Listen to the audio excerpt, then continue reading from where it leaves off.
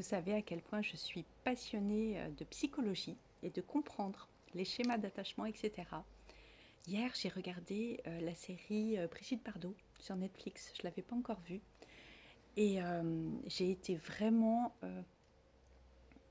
impressionnée en fait de me dire à quel point en fait les schémas d'attachement de l'enfance, quand ils ne sont pas secure, eh bien ça nous fait un petit peu traîner des casseroles toute notre vie.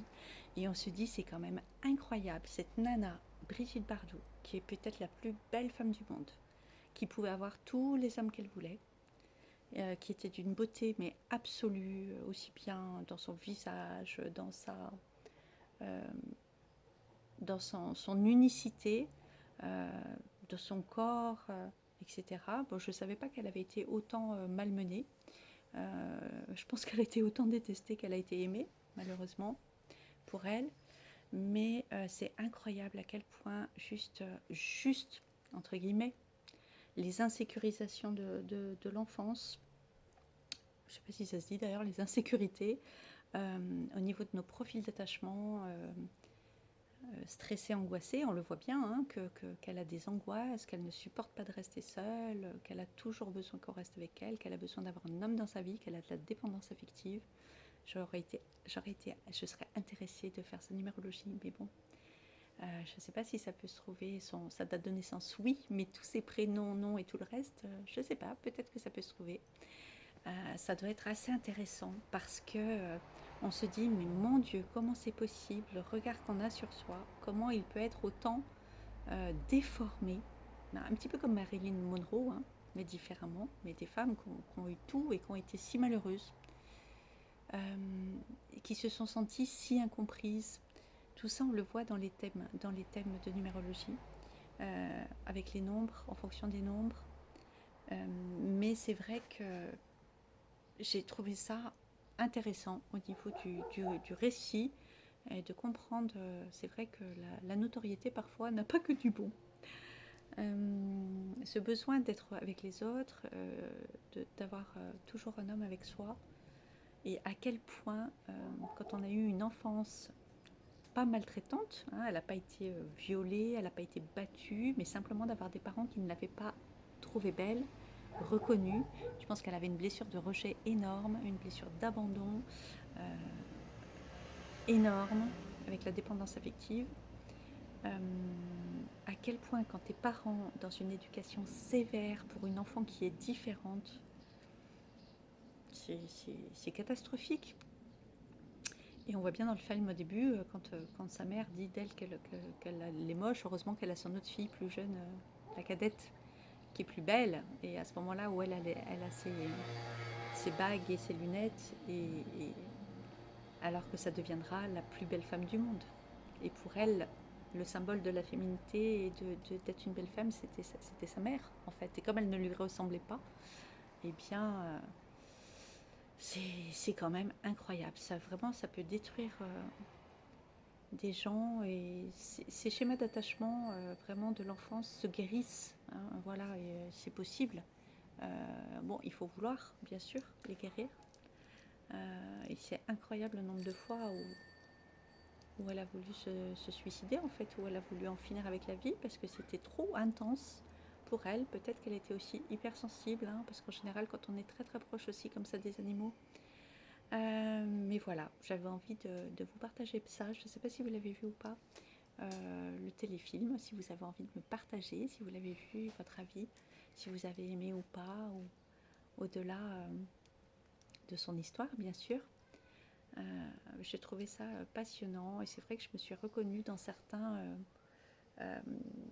à certains moments, à certains schémas. C'est vrai que le miroir et la vision qu'on a de nous-mêmes, les autres parfois, puis je le vois avec des amis aussi en ce moment, on a beau dire mais non, t'es super, t'es comme ça, c'est toi, c'est ta singularité, tu es mince, tu peux mettre ce que tu veux, on peut être complexé de plein de parties de notre corps, mais c'est dingue quoi, et il n'y a que soi qui voyons soi, alors que les autres, d'un œil extérieur,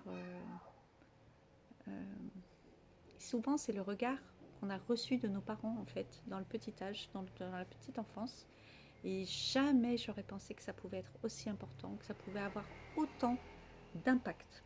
jamais de ma vie, parce que moi je me dis que j'étais moche quand j'étais petite, enfin pas que je me souvienne, après toutes ces choses-là, ça peut être inconscient, ça peut être refoulé, ça peut être... quand j'étais petite, j'étais un peu grassouillette quand même. Après, j'étais un grand haricot vert quand j'ai grandi d'un coup, en 6e, 5e et tout, mais quand j'étais vraiment petite, j'étais un peu comme maman, comme maintenant. C'est marrant, je dis comme maman. Non, non, maman, elle n'était pas grassouillette. Et, et c'est marrant comme quoi il y a plein de choses dont on ne se souvient pas de la petite enfance, hein, bien sûr qu'on a pu entendre, et en fait qui nous déclenchent un rejet de nous-mêmes, un abandon de nous-mêmes, voire des fois des blessures d'humiliation qui sont très liées, mais qui sont encore plus cachées, encore plus vicieuses, je trouve, que la blessure de rejet. Il y a les moustiques qui commencent à attaquer. Voilà, voilà. Et bien en tout cas, partagez-moi ce que vous en pensez. Et tout ça pour vous dire que vous voyez, il n'y a pas besoin, parce que moi j'étais en déni des années à me dire, mais je n'ai pas eu d'enfance maltraitée, je n'ai pas eu d'enfance malheureuse. J'ai eu tout ce qu'une enfant pouvait avoir besoin au niveau matériel dans mon enfance. J'avais des parents que j'estimais à l'époque avoir été présents, ce qui était le cas pour ma mère bien sûr, mais pas du tout pour mon père. Donc pour moi, j'avais des parents qui n'avaient pas divorcé. Je voyais pas du tout pourquoi j'étais autant en insécurité en étant adulte, d'où ça pouvait venir. Et donc j'étais même en déni de mes insécurités en fait pendant des années, puisque je ne me trouvais pas de raison valable. Voilà. Et en fait tout ça, ça ne s'explique pas, ça ne se juge pas. C'est des choses qu'on a ressenties, que notre âme a ressenties. Et on doit vraiment accueillir tout. Enfin on doit. C'est mieux pour nous d'accueillir tout ça à partir du moment où on conscientise en tout cas qu'on n'est pas bien et qu'on a du mal à se sécuriser nous-mêmes quand on est adulte, qu'on est en recherche soit de l'approbation chez les autres, soit d'affection, soit d'amour, soit de béquilles comme ça chez les autres, c'est que en tout cas on n'a pas eu un profil d'attachement sécurisant, ça c'est certain. Ensuite, bah voilà, soit ça a été stressé, angoissé, soit ça a été chez les fuyants évitants. Et ça, je connais aussi puisque mon père a été un fuyant évitant. Et c'est vraiment rigolo parce que ça fait pas longtemps que j'ai conscientisé en fait.